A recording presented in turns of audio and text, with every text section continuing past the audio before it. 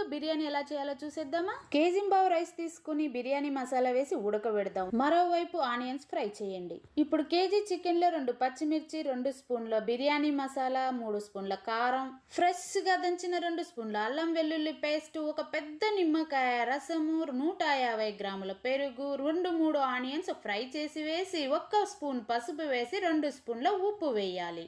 150 గ్రాముల ఆయిల్ వేసి బాగా కలపండి. ఇప్పుడు పుదీనా, కొత్తిమీర బాగా సన్నగా తరిగి వేసి 2 స్పూన్ల నెయ్యి వేసి బాగా కలిపి ఈ విధంగా పాత్రకు స్ప్రెడ్ చేయండి. ఇప్పుడేముంది, ఇందాక బాయిల్ చేసిన రైస్ ని ఈ విధంగా స్ప్రెడ్ చేసుకొని 3 నిమిషాలు హై ఫ్లేమ్ లో పెట్టేద్దాం స్టవ్ మీద.